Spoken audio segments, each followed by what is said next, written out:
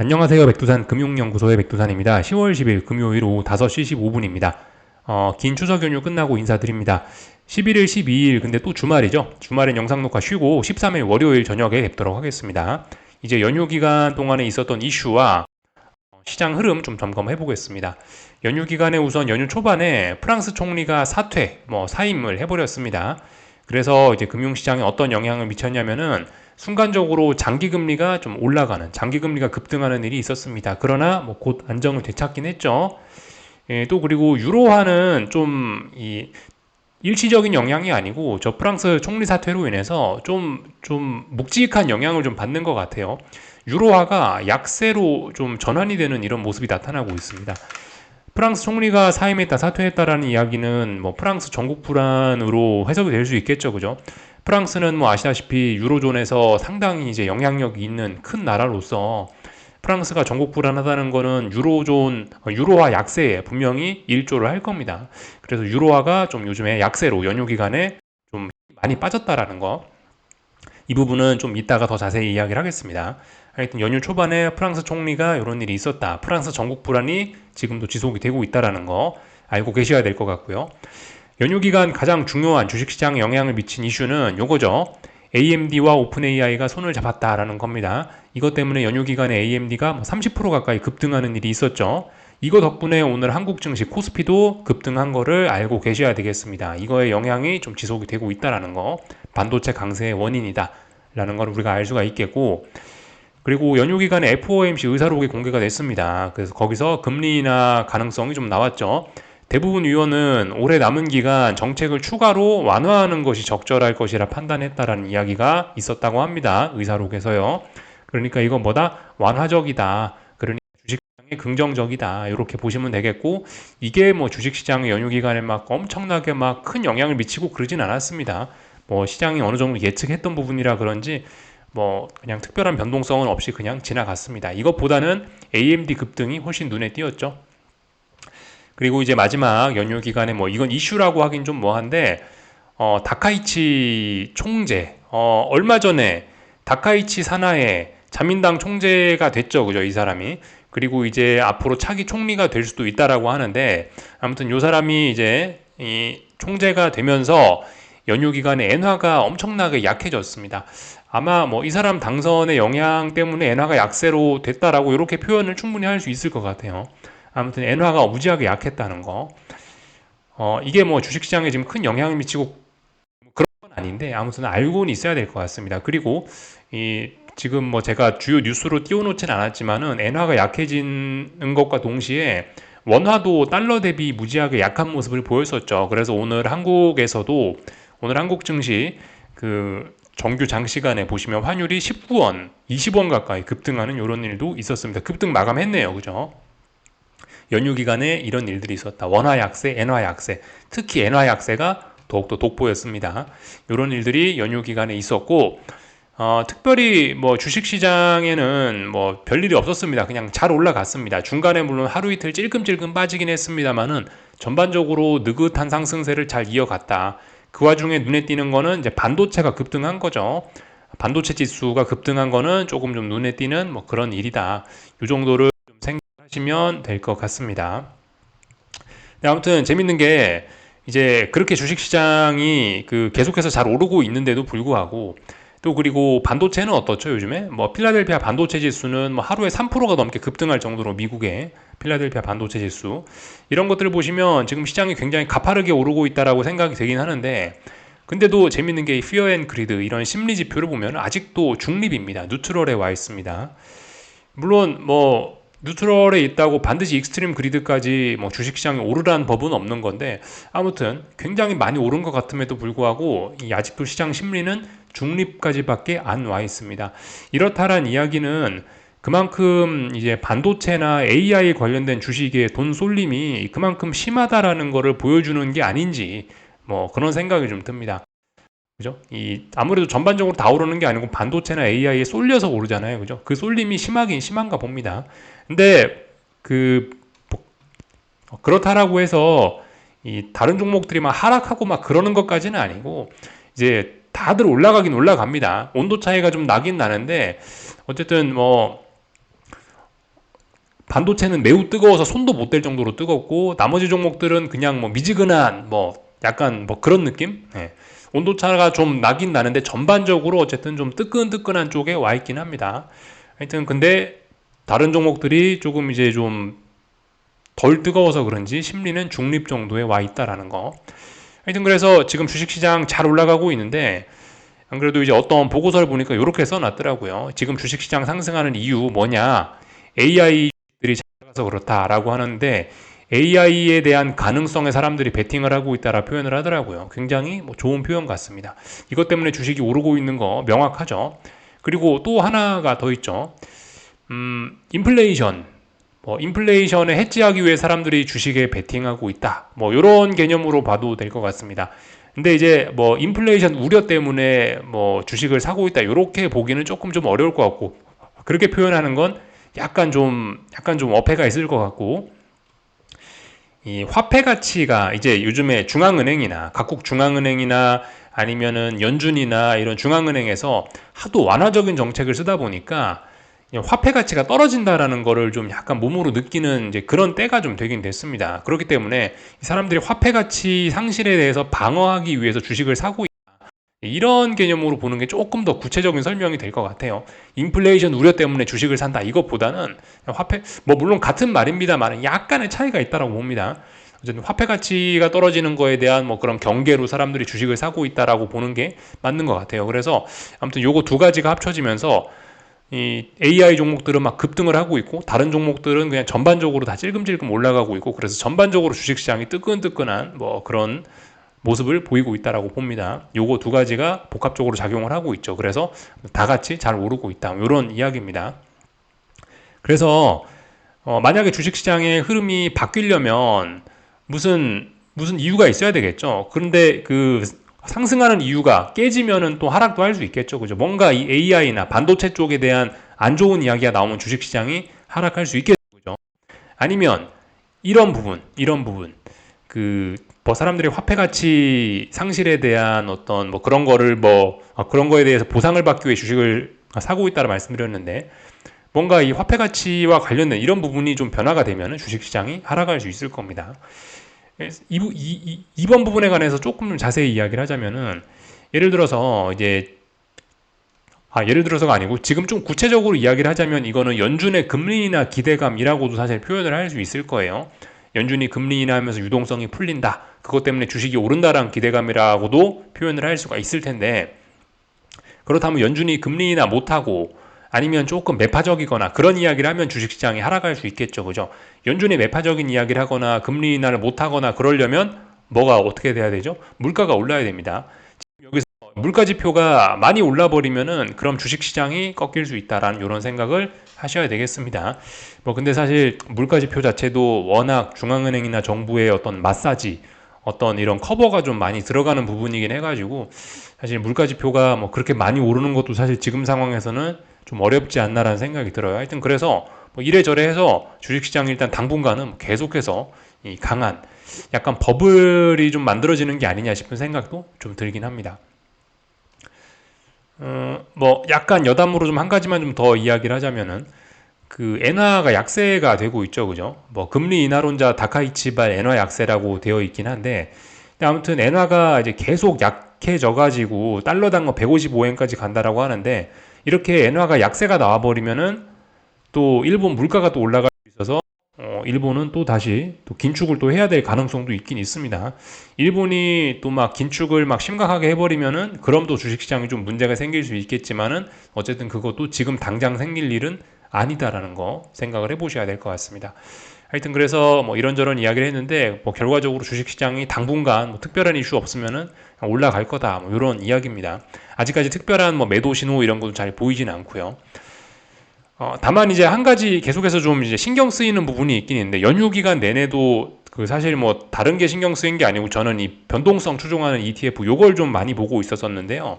이게 조금 좀 지금 이제 불안한 요인이긴 합니다. 이제 물론 주식시장이 워낙 이제 강하게 오르다 보니까 이제 뭐 상승을 하면 급등을 해버리다 보니까 변동성이 잘 안 떨어지는 건 맞긴 맞는데 아무튼 그래서 뭐 좋은 의미에서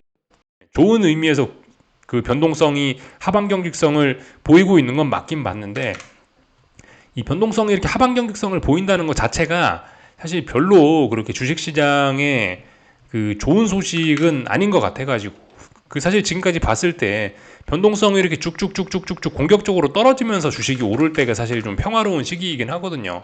변동성이 너무 급하게 떨어지거나 잘 안 떨어지면은 한 번씩 훅훅 튀어오르면 뭐죠? 결과적으로 이게 시장 급락을 의미할 가능성이 높거든요. 아무튼 근데 얘가 지금 굉장히 오랫동안 이 특정 자리를 지키고 있습니다. 지금 딱 보시면 그렇죠. 어딘가를 계속해서 지키고 있죠. 물론 그렇다라고 해서 얘가 지키고 있다라고 해서 반드시 튀어오른다라는 의미는 아닌데, 아무튼 여기서 지금 힘이 많이 모여 있다라는 겁니다. 자칫 잘못하면 이 힘이 위쪽으로 삐져나오면은 굉장히 좀 시장이 갑자기 급락할 수 있는 그런 가능성도 있기 때문에 이런 거를 좀 경계를 하긴 해야 될 것 같습니다. 이 지금까지 뭐 올해 내내 봤던 그런 그림과 분명히 다르긴 합니다. 지금 가장 힘이 많이 모여 있고, 지금까지 그러니까 올해 내내 가장 들썩들썩, 그러니까 올해 내내 들썩들썩하던 변동성이 가장 차분하게 힘을 가장 많이 모으고 있는 지금 이런 시점이라 갖고 이런 부분이 좀 걱정이 되긴 합니다.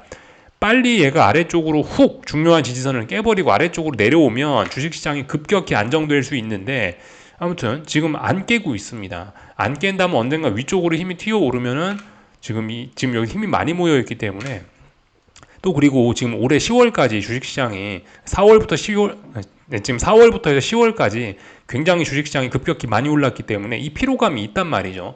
이 사람들이 이제 주식 한 번쯤 빼고 싶을 때가 되긴 됐어요.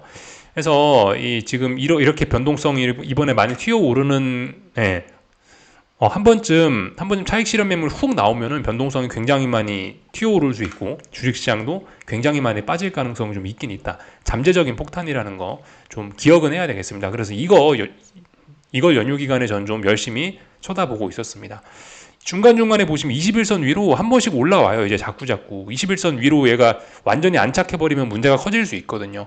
근데 아무튼 21선 위로 아직 올라오진 못해서 뭐 오케이긴 한데 아직까지는, 근데 어쨌든 잠재적으로 좀 불안하다라는 거 알고는 가자고요.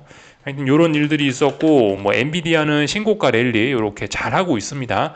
그죠? 지난번에 중요한 자리, 그죠? 이미 추석 연휴 전에 돌파 안착을 했기 때문에 잘 올라가는 거 문제 없고, 엔비디아까지 올라가고 있기 때문에 반도체는 뭐 강하게 올라가고 있는 거고, 연휴 기간에 AMD가 뭐 보시다시피 이렇게 급등을 해가지고 잘 올라가고 있고, 이런 거 덕분에 반도체 지수가 더욱더 힘을 얻어서 탄력적으로 오르고 있죠. 반도체가 이렇게 잘 올라가는 그런 모습들을 지켜보고 계십니다. 그래서 이런저런 내용들을 다 봤고요. 오늘 그래서 한국 증시에서도 아무튼 반도체가 많이 올랐다. 조금만 좀 이따 보고, 하여튼 요거는 지금 30년물 채권입니다. 프랑스 총리가 뭐 어쩌고저쩌고 했지만은 결과적으로 얘는 이미 오랜 바닥을 만들었기 때문에, 장기적인 바닥은 확인했기 때문에 채권이 슬슬슬 위쪽으로 이제 올라가려고 하고 있습니다. 근데 그 탄력이 매우 없긴 하죠. 요런 게 있더라고요. 요런 게 좀 눈에 띄긴 하더라고요. 채권 애널리스트가 텔레그램에 쓴 글이기도 한데, 채권 애널리스트가 봐도 지금 구조적으로 금리가 내려가기 어려운 때라고 하긴 합니다. 그 이야기는 뭐죠? 그만큼 지금 채권에 투자하는 그런 좋은 시기는 아니다라는 뭐 그런 이야기일 수 있습니다. 채권에 대한 어떤 기대 수익률이 좋은 때는 아니라는 거, 요런 걸 좀 생각을 해볼 필요가 있겠습니다. 무슨 이야기냐면 채권에 대한 수요도 늘어나고 있지만 공급이 훨씬 더 빠르게 늘어나고 있다. 그만큼 그죠? 뭐 정부나 뭐 중앙은행에서 워낙 채권 발행을 정부에서 워낙 채권 발행을 많이 해버리다 보니, 그죠? 그 이야기가 공급이 훨씬 빠르게 늘어난다라는 거죠. 그래서 금리가 내려갈래야 내려가기 어려운 구조다라고 써 있죠. 그뿐만이 아니고 금리가 더 못 내려갈 것 같은 이유로 지금 워낙 경제가 잘 성장을 하고 있고, 통화 정책 뭐 요런 측면에서 앞으로 금리 인하를 한다고 한들 얼마나 더 많이 금리를 내릴 수 있겠냐라는 생각을 하고 있다라고 하네요. 또 그리고 재정 정책 측면에서도 그렇고, 물가 측면에서도 그렇고, 하여튼 뭐 그래서 이래저래 금리가 지금 더 내려가긴 좀 어렵지 않을까. 그만큼 채권의 매력이 좀 떨어지는 때가 아니냐. 그래서 채권이 옆으로 빌빌빌 기어가고 있기도 하고요. 하여튼 뭐 그런 것으로 보입니다. 투자하실 때 좀 참고하시면 좋을 것 같아요. 저도 이런 이야기에 좀 많이 좀 공감을 하고 있습니다. 채권이 바닥은 만든 건 맞는데, 그렇다라고 해서 이게 수익을 막 당장 크게 주기는 좀 어려울 것 같다는 생각입니다. 그래서 이런 내용들을 봤고, 유로화는 이쯤 됐으면 이제 약세로 좀 전환될 생각이 있다라고 봐야 될 것 같아요. 이 고점을 막 세 번 걸쳐 낮추고 있고 지난번 저점도 좀 낮추고 있기 때문에 일단 단기 하락 추세, 예, 방향 전환 됐다라고 봐야 될 것 같습니다. 외환 시장은 뭐 당분간 무슨 뭐 어떤 큰 움직임을 기대하기는 좀 어려울 것 같긴 합니다. 하여튼 지금 이제 달러 약세, 유로화 강세 이거는 일단은 끝난 것 같긴 해요. 다시 달러가 슬슬슬 강해지는 또 그런 시기인 것 같습니다. 요 정도 보면 될 것 같고 하여튼 연휴 기간에도 금값은 잘 올랐고요. 뭐 다른 거 특별히 드릴 이야기는 없다. 쭉쭉 봤고요. 하여튼 오늘 연휴 끝나고 나서 개장을 했는데 한국 증시 삼성전자 하이닉스 급등하면서 뭐 계속해서 코스피가 급등하고 있다라는 거고 삼성전자는 뭐 이쯤 됐으면은 뭐 목표치가 어디까지 갈지는 모르겠습니다만 오늘 9만 1,000원이 중요한 저항이라 말씀드렸는데 9만 1,000원까지 뭐 훌쩍 돌파 한착을 해가지고 뭐 계속해서 올라가고 있습니다. 이런 경우에는 그래서 아무튼 뭐 기존에 주식 갖고 계셨던 분들은 슬슬 현금 비중이나 좀 늘리시는 대응이 좀 맞지 않을까 싶고 아무튼 이거 어디까지 갈지는 모릅니다만은 뭐 사실상 이제 신고가 랠리 시작됐다라고 보긴 봐야 될 것 같은데 솔직히 좀 확인이 좀 필요할 것 같긴 해요. 확인이 단기간에 너무 급등한 것도 좀 솔직히 부담스럽긴 하거든요. 그래서 아무튼 이런 부분에 대한 확인 9만 1,000원 중요한 저항인데 분명 역사적인 어떤 저항인데 이런 자리를 넘어섰다는 게 약간 좀 이런 중요한 지지선에 대한 확인 같은 게 좀 있지 않을까 싶습니다. 확인해보고 나서 신고가 랠리 할지 말지 조금 더 지켜봐야 될 것 같습니다. 근데 그러니까 확인이라는 게 약간 눌림 이런 게 좀 나타날 수 있거든요. 그런 눌림이 나올 때 이런 지지선들을 지키는지 잘 보자라는 이야기고 그런 지지선들 지켜지면은 삼성전자 정말 강하고 신고가 랠리를 시작한다라는 이야기겠죠. 아무튼 뭐 사실상 신고가 랠리 시작할 것 같긴 한데 아무튼 지금까지 올라온 것도 굉장히 부담스럽고 해서 삼성전자 하이닉스는 아무튼 대형주기 때문에 너무 좀 부담스러운 게 아닌가라는 생각이 좀 들긴 합니다. 그래서 뭐 말씀드리는 게 반도체가 지금 여기서 끝날 건 아니고 뭐 그렇기 때문에 반도체 중에서 못 올랐던 뭐 코스닥에 있는 그죠 뭐 부품주라든가 뭐 장비라든가 반도체 그런 쪽을 좀 보시는 게 어떨까라고 이야기를 좀 드렸었죠. 하여튼 뭐 코스피 같은 경우는 뭐 계속해서 아찔하게 올라가고 있고 신고가 랠리 이미 뭐 시작은 됐고요. 코스닥은 뭐 워낙 코스피가 오르다 보니까 소외가 돼가지고 못 올라가고 있지만은 어쨌든 이 찔끔찔끔 올라는 가는 겁니다. 분명히 지난번에 일단 바닥은 만들긴 했어요. 그래서 올라는 가고 있다. 지금이 코스닥의 시간이 아닌 것은 분명해 보이긴 합니다. 그죠? 뭐 그렇지만 근데 이제 코스닥도 분명히 이 언젠간 이제 때가 올 것 같긴 한데 그래서 이제 개인적으로 이제 코스닥에 대해서 올해 좀 기대를 좀 갖고 있는 부분이 좀 몇 가지 있긴 있는데 이제 두 가지 측면에서 그렇긴 한데 코스피는 신고가 랠리를 하고 있단 말이죠. 근데 코스닥은 워낙 못 움직이고 아직까지 박스권에 있기 때문에 약간 이 키 맞추기 이런 게 좀 나타날 수 있다라는 측면에서 코스닥이 좀 긍정적이라고 봅니다. 그리고 또 하나는 정부에서 뭐 벤처 투자 활성화한다 그런 이야기가 있거든요. 그래서 정부의 뭐 지원과 키 맞추기 그런 걸 생각하면은 그래서 그런 두 가지 그죠? 키 맞추기와 정부의 벤처 투자 벤처 투자 지원안 뭐 그런 것들을 생각을 해보면은 코스닥 지금 당장은 아닌데 아무튼 올해 뭐 코스피만큼 한번 좀 움직여주지 않을까라고 뭐 개인적으로 기대를 하고 있긴 있습니다. 너무 오랫동안 안 움직이긴 했거든요. 그래서 아무튼 뭐 코스피는 단기 급등 뭐 이런 것도 사실 좀 장난이 아니라 굉장히 좀 부담스러운 그런 영역이긴 하고 지금 보시면 변동성이 이제 21선이 이제 아예 머리를 들고 있더라고요. 이런 시세를 사실 지금까지 전 본 적이 없어가지고 이거 어떻게 대응을 해야 되나 싶긴 한데 아무튼 뭐 지금 와서 코스피를 사는 건 약간 추격에 좀 의미가 있겠죠, 그죠? 지수 베팅은 지금 상황에서는 조금 좀 부담스러운 느낌이 좀 들긴 합니다. 신고가지만은 이런 거 좀 본 적이 없어가지고 그래서 아무튼 뭐 말씀드리는 게 반도체와 관련해서 좀 작은 친구들 베팅에 작은 친구들의 좀 관심을 가져보는 게 어떨까라는 생각이 좀 들고 있습니다. 또 그리고 지금까지 좀 잘 못 오른 이런 코스닥 같은 것들 지금 당장 코스닥이 때는 아니지만은 말씀드렸던 그런 이유 키 맞추기 나올 가능성하고 정부의 어떤 벤처 투자 지원안 뭐 이런 걸 생각을 해보면은 코스닥도 좀 가능성이 있지 않겠냐라는 이야기 좀 드려봤습니다. 뭐 전반적인 내용도 다 봤고요. 뭐 어쨌든 환율은 뭐 이래저래 약세 그죠? 원화 약세로 중요한 저항 연휴 끝나서 완전히 돌파한 척했죠. 그죠? 목표치는 한 1433원까지 일단 1차로 열려 있고 원화 약세가 진행이 되고 있다라는 거 살펴봤습니다. 뭐 전반적인 내용들 다 봤고요. 뭐 다른 나라들 간단하게 좀 몇 가지만 좀 보자면은 참 요게 엔화죠. 예. 엔화가 보시다시피 지난 몇 달간 막 그렇게 막 박스권을 만들더니 결과적으로 그 누구였죠? 그 총재. 예. 다카이치가 총재가 당선이 되면서 그걸 핑계로 해서 엔화 약세가 우리 연휴 기간에 이렇게 튀어나왔습니다. 조금 좀 더 공간이 좀 있어 보입니다. 아무튼 근데 엔화가 약세로 올라가고 있을 때는 이렇게 올라가고 있을 때는 사실 주식시장에 그렇게 큰 문제는 없습니다. 엔화가 강세가 될 때는 좀 문제가 될 수 있죠. 하여튼 뭐 지금 당장은 아니지만은 이렇게 엔화가 약세가 계속되면은 일본 물가를 끌어올리는 효과가 있고 그것은 또 다시 일본 중앙은행의 긴축을 부르긴 할 겁니다. 지금 당장은 아니고 나중에요.